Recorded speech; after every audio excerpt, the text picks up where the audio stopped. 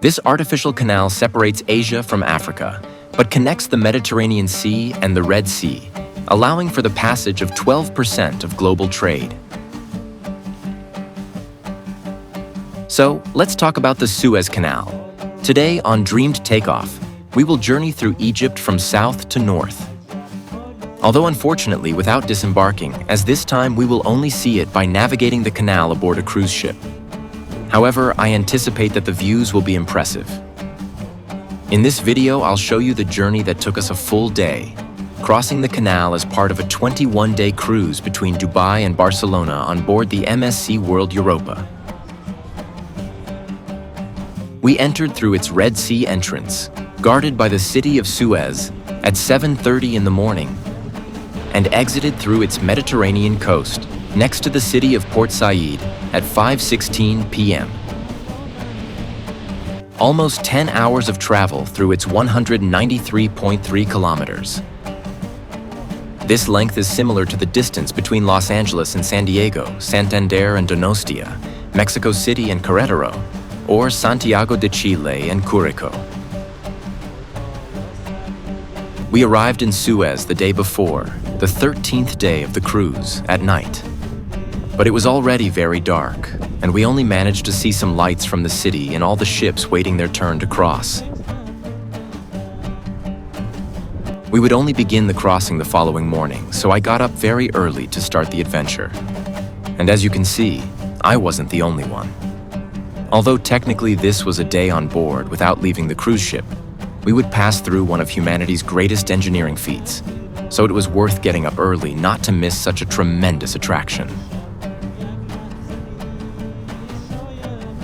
And one of the first things I saw was this ship from the operator Evergreen, which is the same operator as the Ever Given, one of the largest container ships in the world, and which became famous for grounding its 400-meter length between both banks of the canal, becoming stuck and blocking the traffic of about 200 vessels between March 23rd and 29th, 2021.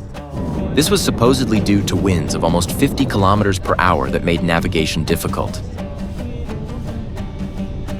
Do you remember that I started this video by saying that 12% of global traffic passed through here? Well, in those days, it couldn't pass, affecting more than 200 vessels and jeopardizing all global trade and the lives of several sheep coming from Romania.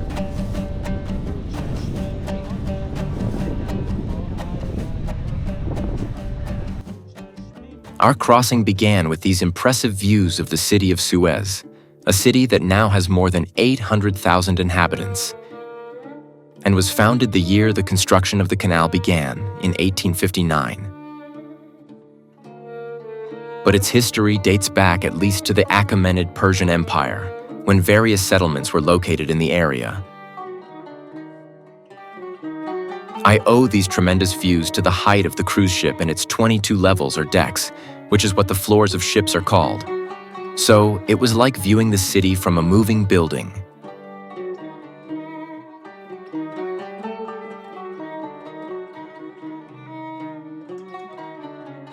This canal is an artificial waterway that was constructed between 1859 and 1869 to connect the Mediterranean Sea and the Red Sea.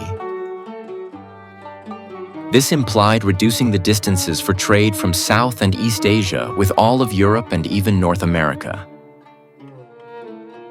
This is because it saves between 7 and 10 days for ships that would otherwise have to go around all of Africa and pass through the Cape of Good Hope. This work has been a protagonist in the recent history of Egypt. Its construction is attributed to the Frenchman Ferdinand de Lesseps, a close friend of Mehmet Said, then the governor of Egypt but loyal to the Ottoman Sultan. Lesseps convinced the Egyptian authority to start the canal, with an agreement that implied that Egypt would share the canal's profits with France until 1968. However, in 1875, an economic crisis led Egypt to sell its shares in the canal, which were bought by the British Empire. Being a shareholder was not enough for the British. In 1882, there was a nationalist revolt in the land of the Pharaohs, and the British, supposedly to defend their interests, crushed the revolt and took control of the African country, de facto displacing the Ottoman Empire. In 1888, the Convention of Constantinople was signed, which established that the canal would be open to any commercial or military vessel, whether in times of peace or war, and regardless of its flag. This convention was signed by the United Kingdom, France, the German Empire, the Russian Empire, the Ottoman Empire, the Austro-Hungarian Empire, Spain, the Netherlands, and the Kingdom of Italy. It would not be until 1956 that Gamal Abdel Nasser would nationalize the canal to finance another pharaonic project for Egypt, the Aswan Dam. This angered the British and French, who would devise the Sèvres Protocol with Israel, which would result in the Sinai War. This war would begin in 1956, with the Israelis quickly taking the Sinai Peninsula. In retaliation, Egypt sank 40 ships in the canal, causing its first total blockade. Although the three allies were militarily winning the war, the United States, the United Nations, and pacifist protests by the British themselves forced them to withdraw in the same year. This would be the first major interruption of the canal. The second would come in 1967, when a new war against Israel, the Six-Day War, would lead Egypt to close the canal for security reasons for 8 years. In 1975, it would reopen. But in 2021, the Ever Given would become lodged, as we already mentioned.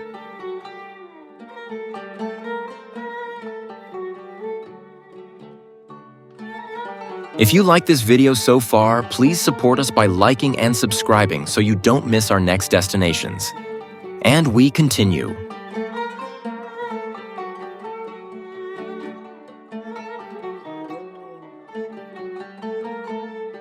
Do you want a curious detail? The city of Suez is in Africa, but on the edge of Africa, because the canal precisely marks the border between this continent and Asia. The other coast, the Asian one, although it will also show us some towns along the way, is much more desert-like and less inhabited. Do you want another fact? Well, the Asian coast we see is the Sinai Peninsula itself. So we are sailing between two continents, and in the epicenter of global trade and ancient history books. This canal that connects the world divides Egypt, but it is not a total division. There are several ways of connection between both ends. One of them is through these vessels that cross the ends, transporting vehicles.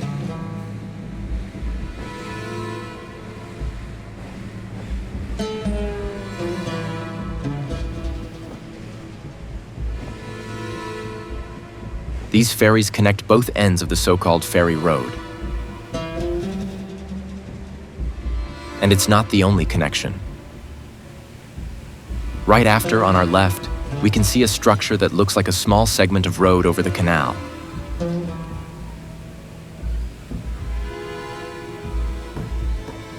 And it is none other than the Martyr Ahmed El Mansi floating bridge, in honor of an Egyptian hero.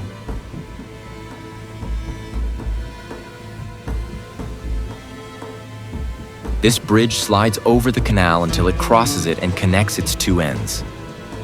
And to be honest, I only learned this when making the video because when I passed through the canal, I thought it was a kind of ferry platform.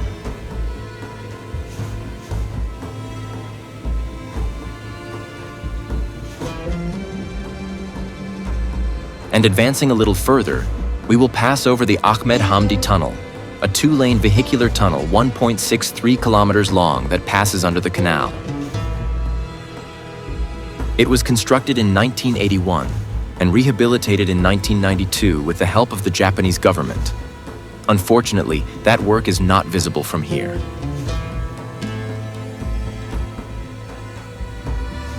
If the canal makes you feel somewhat confined, in a few hours of travel you reach this more open space.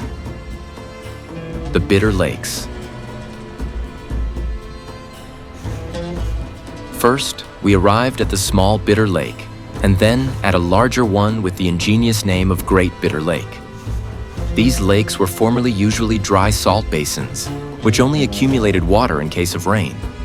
Today, completely flooded by the canal, they are an essential part of its commercial flow, but also of a natural flow. Because underwater, there is also a continuous journey of species transiting from south to north, called Lesepsian migration. Well, if you ever wanted to migrate to Europe, know that this also occurred to multiple marine species from the Red Sea that decided to migrate to the less salty Mediterranean Sea, invading its ecosystem and demonstrating that pharaonic works like these, never better said, are not harmless to nature.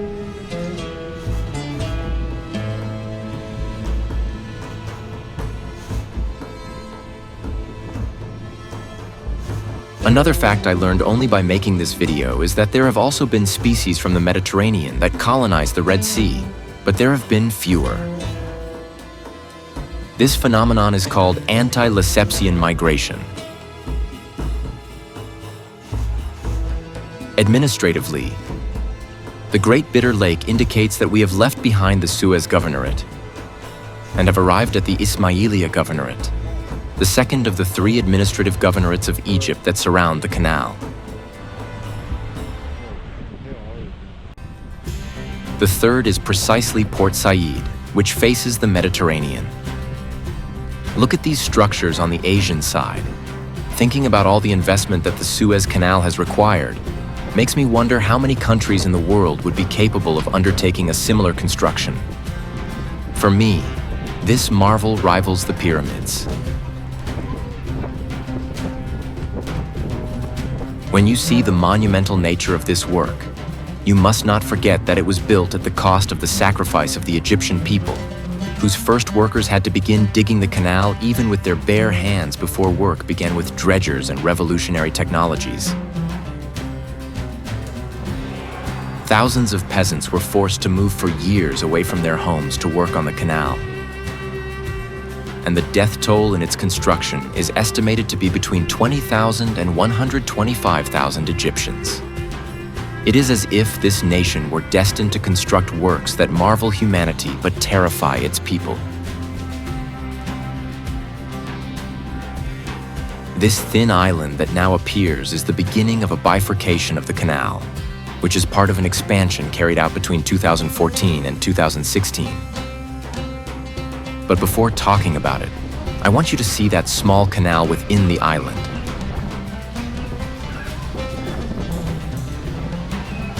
Believe it or not, it is part of a larger canal that runs underneath and perpendicular to the Suez Canal, carrying fresh water from the African side to the Asian side.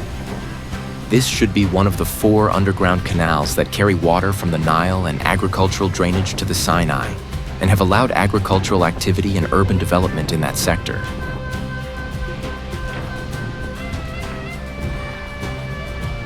But let's talk about the expansion.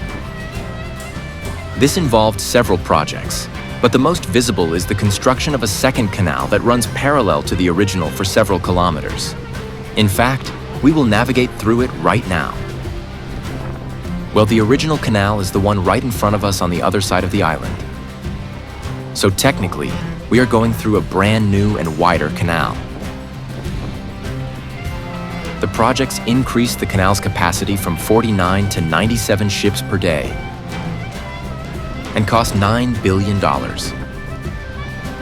Another curious fact, it is estimated that the blockage caused by the Ever Given cost global trade an even larger amount per day. Here we find a bridge crossing the Suez. But this time, it is the El Ferdan railway bridge, which rotates to connect its ends and then rotates again to let ships pass. It was inaugurated in 2001, although the first El Ferdan bridge dates back to 1918. And if that doesn't catch your attention, its length of 340 meters makes it the longest swing bridge in the world. So if you see it, take a picture. Here we see another connection between the ends of the canal. It is the Egyptian-Japanese Friendship Bridge, which happens to have an evergreen ship passing underneath it. This bridge is also known as the Suez Canal Bridge or Al Salam Bridge, and was inaugurated in 2001 thanks to the Japanese government, which contributed 60% of its cost, and the Egyptian government, which contributed 40%, hence the name. Its towers are 154 meters high, and the bridge crosses 70 meters above the canal level. For this reason, Suezmax vessels, designed according to the maximum capacities of this canal, have a height limit of 68 meters above the waterline. The cruise ship I am traveling on now has that same height.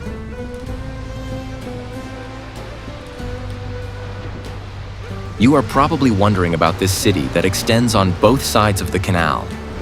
Well, it is the city of Qantara, which precisely means the bridge. Although it is located somewhat after the Al Salam Bridge, which is also called the Mubarak Peace Bridge. On the right, in Africa, is Qantara El Garbiya, or Western Qantara, while on the left, in Asia, is Qantara El Sharqiya, or Eastern Qantara, both in the Ismailia Governorate. It has about 50,000 inhabitants. And although it is the second major city we see on the trip, the day you take the tour, it could be the third. It happens that the city of Ismailia, which is the capital of the homonymous governorate, is located just before the El Ferdan Swing Bridge. But since we took the new branch of the canal, we didn't see it because that city is on the original canal, facing another bitter lake called Lake Timsah. If you ever see it, I can tell you that this city was also founded for the construction of the canal in 1863, and now has almost 1.5 million inhabitants. If you look to your right, there is intense agricultural life on the African side, and there is even a railway line that runs parallel to the canal. But the Asian side we see now is more arid and underutilized. Another thing you might be wondering is why these two vessels are following us. Well, they are not friends we made along the way or military escorts. They are boats from the Canal Authority, experts in local conditions who ensure compliance with regulations, provide support in emergencies, and guide complex maneuvers. I don't know if this has always been done, or only since what happened with the Ever Given. However, military patrols may also appear, especially in sensitive areas. Every precaution is necessary because we have already seen how important this route is for the global economy.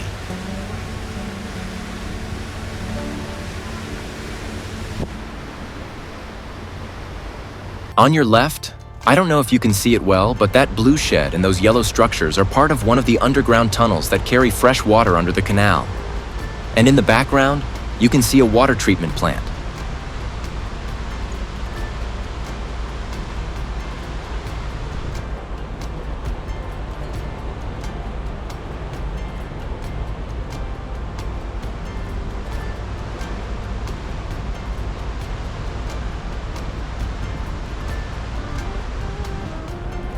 And here we were lucky enough to see a train crossing on the right side, following the route parallel to the canal. One of the most beautiful things about the trip was how green the African coast is, full of large meadows like this one and the arable land. But the trip had one last marvel to offer. But this was not the work of man, but of nature. Near the Mediterranean coast, there is another bifurcation. One route stays close to Africa, and the other stays close to the coast of Asia. We took the latter one and were able to see a sandstorm firsthand. Look at the immensity of this sandstorm crossing between continents. I found it wonderful. This is how it looks over the island that generates the bifurcation. And this is how it looks over the Asian coast.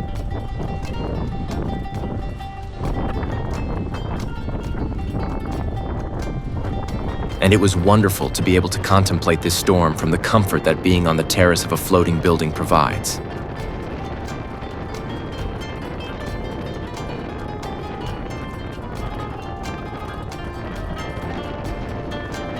It also allowed me to understand a little bit what happened with the Ever Given because the wind was strong.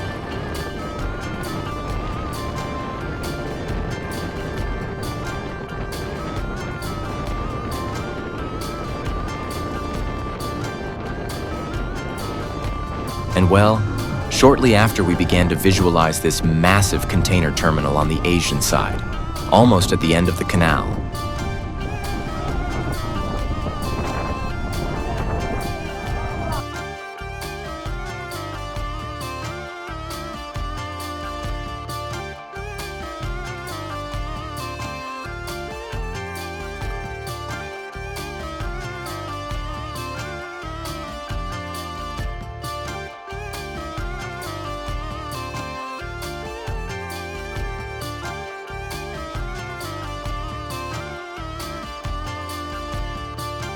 And beyond, Port Fuad, the part of Port Said that is located in Asia.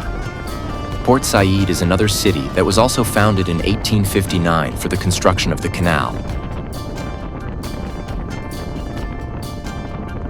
And it owes its name to the then governor of Egypt, and if you paid attention to the video, you know his name was Mehmet Said. Currently, it is a vibrant city of about 800,000 inhabitants and is the capital of the homonymous governorate, which is at the Mediterranean entrance of the canal. And well, with this my trip ended. The truth is, for a day when I had to remain on the cruise without being able to disembark, I enjoyed it immensely. And although on previous days on board I went to the spa, the pool, or other attractions of the ship, this time I spent it on deck enjoying the canal.